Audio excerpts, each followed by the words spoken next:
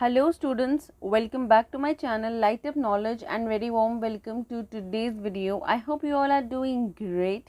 In today's video, we will cover Conditional Sentences Type 1. There is a separate playlist of sentences in English language on my channel and the link of the same will be available in the description box below. Now without any further ado or delay, let's get started. Conditional Sentences Type 1. These sentences describe something that is probable or likely to happen. What does this mean? This means that it talks about a possible condition. It talks about a real condition and its probable result, its possible result. So, therefore, since these sentences include conditions that are probable or likely to be fulfilled, they are called as probable conditionals, right? And have a look at the examples. If my father permits me, I will join this trip to Goa. So, in case if his father permits, then only he will be able to join the trip to Goa. The next example is, if you open the drawer, you'll get the keys. So, if you'll open the drawer, then you're going to get the keys.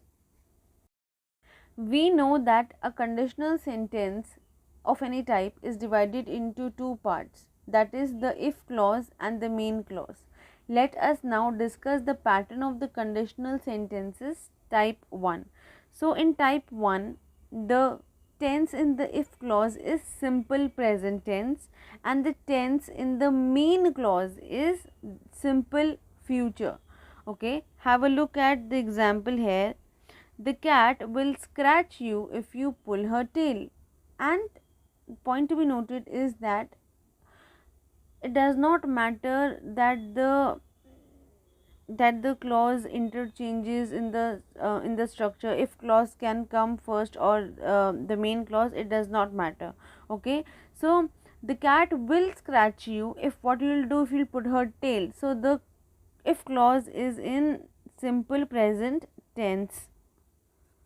We have already discussed the basic structure of the conditional sentences of type 1, but there are variations possible in both of the clauses.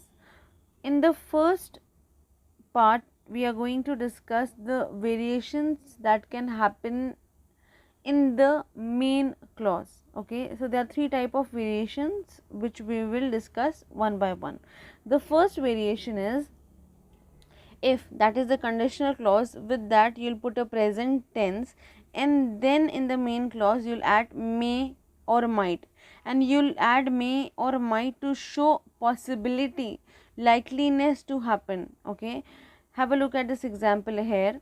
If a fog gets thicker, the plane might be diverted. And the basic meaning behind is that if the fog gets thicker, the plane will be diverted. It is bound to happen. That's the possibility and that's a strong possibility. The next pattern is if plus present, of course that's the conditional, plus what will happen in the main clause, may can come to show permission or can come to show permission or ability.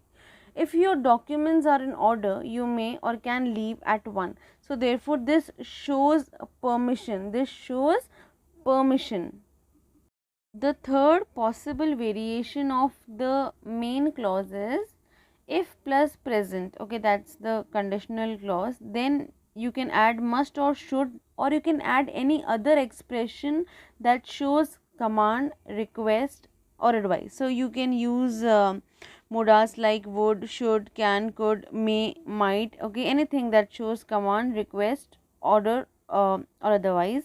So, the example is, if you want to lose weight, you must or you should eat less bread. So, here must is that you are giving an obligation and should is that you are giving advice. The next example is, if you want to lose weight, you had better eat less bread. So, what does had better means? Had better is very strong expression which usually indicates that there will be a consequence or a negative result if someone does not follow the suggestion. Let us talk about the variations that could happen in if clause. Okay, so instead of the original, you can use these possible variations in the if clause. The first one is if plus present progressive. So you can use a present continuous tense in the if clause. If you are waiting for a bus, you'd better join the queue. So if you are waiting is the present condition, right? So the next possible variation is if plus present perfect tense. May I borrow this book if you have finished reading it?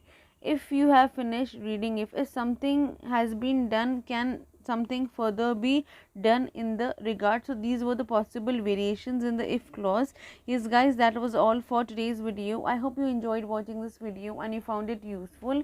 If you did, please like, share and subscribe to my channel. Do not forget to press that bell icon so that you can get regular updates of the videos that I upload. Keep learning, keep growing.